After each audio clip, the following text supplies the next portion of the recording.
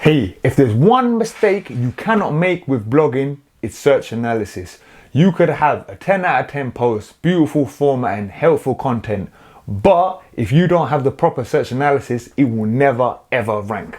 Stick around this video, I'll explain exactly what you need to do to find beautiful topics for your blog post to get all that fat traffic. So the niche that we're going to do some search analysis on is tennis. So I wanted to pick something that's reasonably difficult to showcase that these techniques clearly work. So the first secret is, in order for your blog article to get search traffic on Google, it has to be something that someone actually searches. What a shock! But obviously, if you search, you notice when you search something. So if I say how to do a forehand in tennis, you see how it's auto-suggesting how to do a good serve in tennis, how to hit a forehand in tennis, how to do a fast serve in Wii tennis, for example. All of these are topics you hypothetically could write a blog article on. If you have a title of a blog post here and it does not have something that is search related, that is auto-suggest, it's never going to rank. Because unlike YouTube, you have suggested videos, you have the homepage. With all Google has to understand what your article is about is the title. So if you have something that's not related to it, it's never going to rank. So an easy tip, and I'm going to have this in a Google Sheet so you can download it and use it as your convenience, is to have phrases where you replace X with the topic you're trying to write about.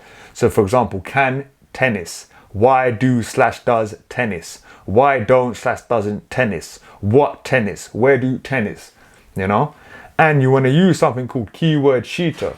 So what this is this is a free tool that will automatically run all these Google searches for you. And this saves you hours upon hours in searching for topics. Is tennis a proper noun, a good sport, Olympic exercise, a good exercise, a expensive sport, for example? Let's have a look here.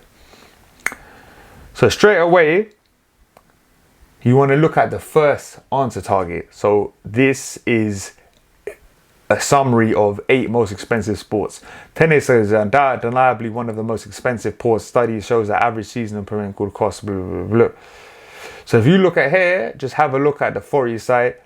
Now immediately, this doesn't strike me as an excellent article because it says 8 most expensive sports. So obviously the tennis that Google got the snippet from is only a small section of the article. So this website's actually been written by someone who's from my course that taught me everything I know about business. If you want to find out how to make a stable passive income for the rest of your life and become financially free, take a look at the course in my link in the description.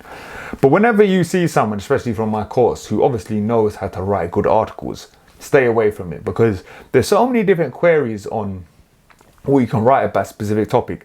There's no point trying to compete with a search query where someone's already done it. Yes, you might see he's ahead of Quora right now. So mainly you want to see if there's a lot of forum results.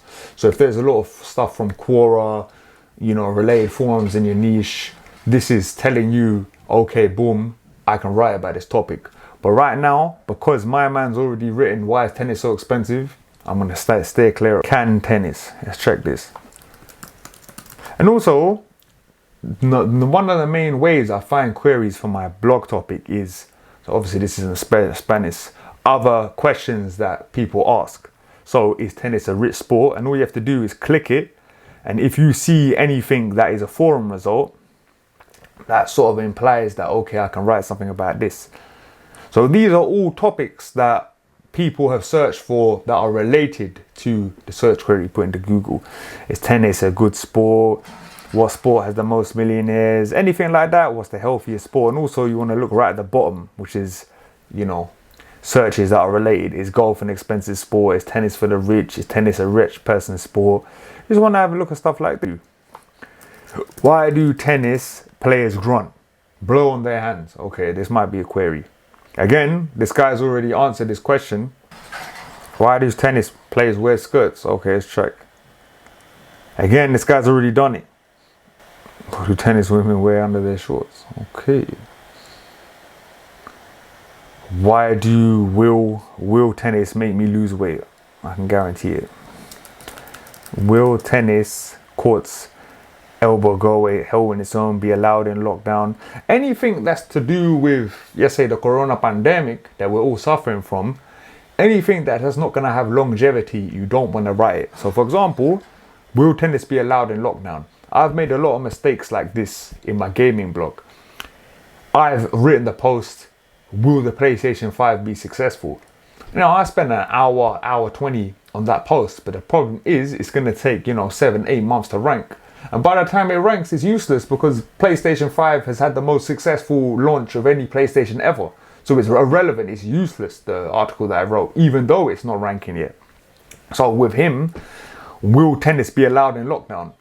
The reason that you didn't write this is, one, I know from the UK tennis was not allowed in lockdown, and it's a post that's written about something in the past.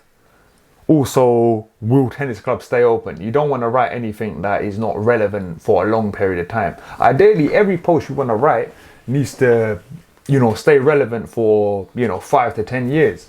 Obviously, even a year will be okay, but the longer the better. So for example, will tennis elbow go away on its own? Anything to do with health is called a YMYL topic.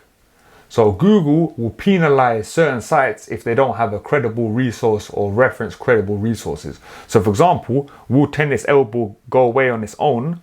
Because immediately I'm saying NHS, I'm seeing WebMD, all these huge giant medical sites. There's no way you're gonna win for that. So any sort of site like that, anything to do with health, you can write health topics, but if it's dominated by these giant health authority sites, stay away, my friend. But that's the thing, is search analysis is a very long thing. It takes a long time. But that's the thing, is it depends on your niche. Like my niche, the niche that I've started in tech, I found articles so quickly and it was easy. Whereas gaming is very, very hard to find articles. But you're gonna have some niches where, for example, my combat spot site, you search a query, there's nothing. Can you make money playing tennis? Can you make a tennis table? Can you make trainers waterproof? How to make a tennis bracelet? How to make tennis ball for walkers? How to make tennis balls glow in the dark? How to make tennis balls bounce? So here, I'll probably write about this. How to make tennis balls bouncier.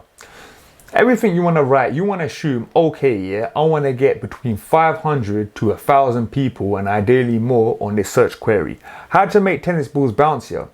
This is a reasonably big search term because a lot of people play tennis in the world, yeah, from English speaking countries. It's generally considered a middle class sport. And I think a lot of people are going to search this query, or a decent amount. It's worthy to write an article. So immediately what you see here, you want to see articles that are not answering the question. So for example, how to make a tennis ball bouncer, answers.com. Obviously, this is like a question. This is something like Quora. Have a look. As you can see, it's some crappy Quora, Quora hybrid. If you're seeing stuff that's tangentially related, like Bath student puts the bounce back in tennis balls. Can you repurpose tennis balls? The 24 types of tennis balls. You can see here, nothing here is answering the question.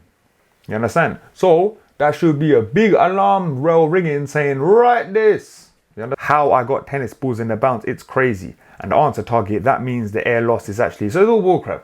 I would write this if I had a tennis site.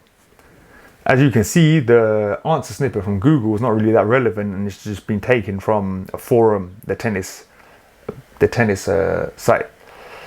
And as you can see, other questions that people ask, usually when you find a crack, so this is what in the industry we call crack, it means that the other questions that people might ask, they are usually cracks as well, generally. So for example, how do you soften a tennis ball? Again, just talk to the balls in a calm, smooth voice, that will do the trick. So some bullcrap answer target. We could write this, how to soften a tennis ball as well. What makes a tennis ball lose their bounce? What makes a tennis ball lose their bounce? How to make tennis balls more... You know what I'm saying? So this is... I found another query like that, how to soften a tennis ball. Remember, it's all about seeing if there's any good articles answering the question. And even if there are articles answering the question, but a lot of it's crap, they're using like white background and red text, it hasn't been updated for a decade, you can go for them. And if you see someone like the guy from my course, don't go for it because he's already covered that website really well. My number one objective this year is to get $10,000 a month. Please take a look at my February progress down in the video right there. Do not go and try and compete with an authority site. So authority site, you're gonna know the specific authority niches, but if you see a website all the time, it looks like an authority site. So let's have a look here. Tom's Guide. This is one of my number one oppositions. You can see here, if it looks like one of these sites that has a lot of posts, you know, it has hundreds, thousands of posts here, and you can tell it's being updated constantly. This is an authority site. You're never gonna win against this. Maybe you will with certain queries, but generally you never wanna go and fight these guys because there's no point, because there's so many searches in Google, new searches being made every day.